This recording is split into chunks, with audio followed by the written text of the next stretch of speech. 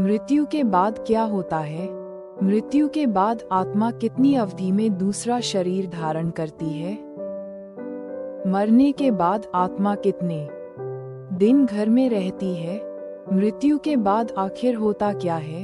मृत्यु के बाद आत्मा कितने दिन में दूसरा शरीर धारण करती है? अक्सर ये सवाल मन में आ ही जाते हैं। ऐसे में कई बार हमें गलत जानकारियां मिलती हैं, जैसे मृत्यु के बाद आत्मा भूत प्रेत बन जाती है, या फिर भटकती है, या फिर स्वर्ग में जाकर आराम करती है आदि। लेकिन पुराण क्या कहते हैं ये जानना जरूरी है। गरुड़ पुराण के अनुसार मृत्यु के बाद आत्मा अपने अंतिम सफर पर निकलती है। यहाँ से यह फिर से कोई नया शरीर धारण कर सकती है, या फिर परमात्मा में विलीन भी हो सकती है। आत्मा के कर्मों पर उसकी आगे की जर्नी निर्भर करती है। गीता में श्री कृष्ण आत्मा के अजर, अमर और शाश्वत होने की बात कहते हैं। भगवान इस श्लोक के माध्यम से कहते हैं, नैन छिदन्ति शस्त्राणि नैन दहति पावक, न चैन क्लेदयन्त्यापो न शोषयति मारुत। इसका अर्थ है कि आत्मा को ना तो कोई शस्त्र काट सकता है, ना आग उसे जला सकती है, ना पानी उसे भिगो सकता है, और ना ही हवा उसे सुखा सकती है। इस श्लोक के अर्थ से ही साफ है कि मनुष्य की मृत्यु आत्मा की मृत्यु नहीं है, सिर्फ शरीर का नाश हुआ है। आत्मा तो अपने सफर पर निकली है।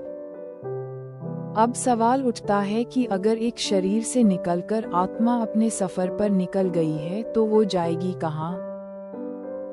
और कितने दिन लगेंगे उसे नया शरीर धारण करने में, और क्या ये जरूरी है कि वो नया शरीर धारण करे? क्योंकि अगर ऐसा है तो मोक्ष पिक्चर में कहाँ आता है फिर? मृत्यु के बाद आत्मा को बहुत लंबा सफर तय करना पड़ता है। मृत्यु के बाद आत्मा यमलोक पहुंचती है, जहां उसे यमराज के सामने पेश किया जाता है।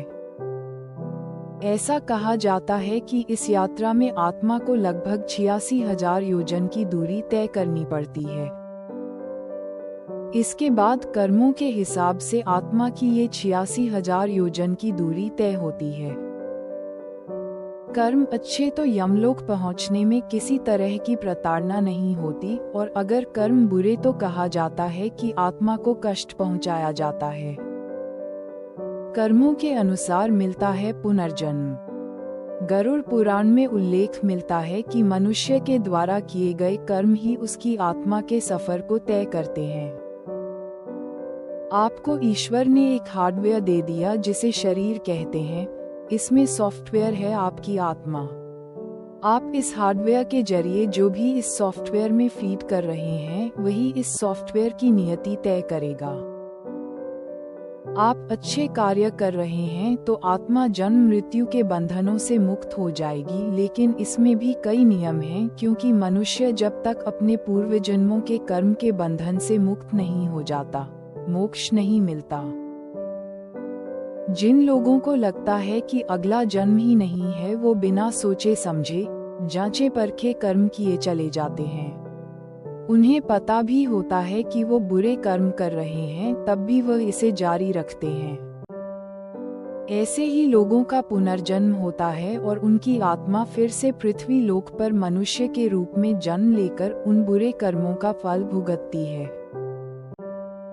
इसका सबसे बड़ा उदाहरण आपको उन लोगों की जिंदगी में देखने को मिलेगा जो कुछ गलत काम नहीं करते, कोई बुरी आदत नहीं है, हमेशा लोगों को भला करते हैं, लेकिन उनके जीवन से कष्ट कभी कम नहीं होते। ये उन लोगों के पूर्व जन्मों के कर्म होते हैं जो उन्हें इस जीवन में भुगतने होते हैं। ये कर्म जो वो इस जीवन में कर रहे होते हैं, ये इनके संचित कर्म बन जाते हैं, जिनका फल इन्हें इस जन्म के बाद मिलता है। हाँ, कई बार ईश्वरीय कृपा इन कर्मफलों को बदल देती है, लेकिन ईश्वर की कृपा भी सबको नहीं मिलती। कितने दिन में पुनर्जन्म लेती है आत्मा? पौराणिक शास्त्रों के मुताबिक पुनर्जन्म मृत्यु के तीसरे दिन से लेकर 40 दिन में होता है। यानी आत्मा इन 40 दिनों के सकल से भी गुजर सकती है और मोक्ष प्राप्त भी कर सकती है। अब ये आपके हाथ में है कि आपकी आत्मा को ईश्वर को पाना है या फिर से सांसारिक माया में लौटना है। शरीर मरता है, पर उसके भीतर का जीवात्मा नहीं मरता।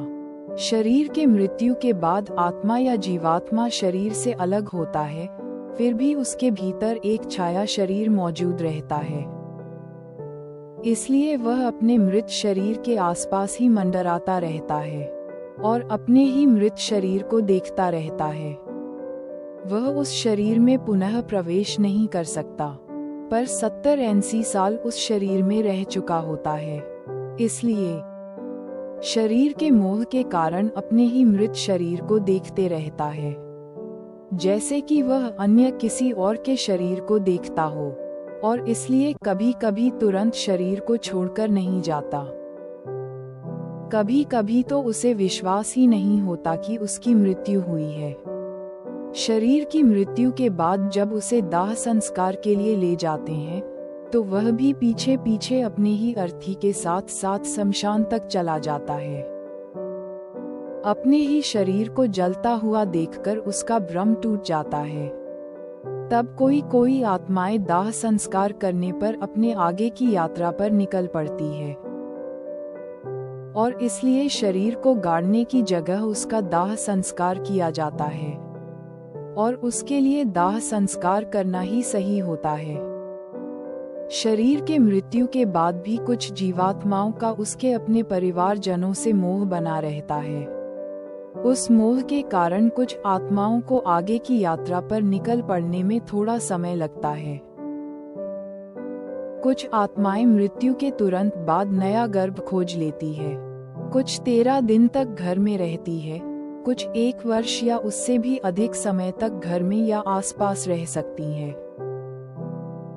गरुड़ पुराण के अनुसार जीवात्मा 13 दिन तक घर में रहती है और फिर 10वें दिन उसका पिंड दान करके 13वें दिन उसे विदाई दी जाती है, और इसलिए मृत्यु के बाद गरुड़ पुराण का पाठ करने की प्रथा है, ताकि 13 दिन तक घर में निवास करने वाली वह जीवात्मा सुन सके, उसे अशरीरी दुनिया का पता चल सके और वह अपने आगे की यात्रा पर निकल सके।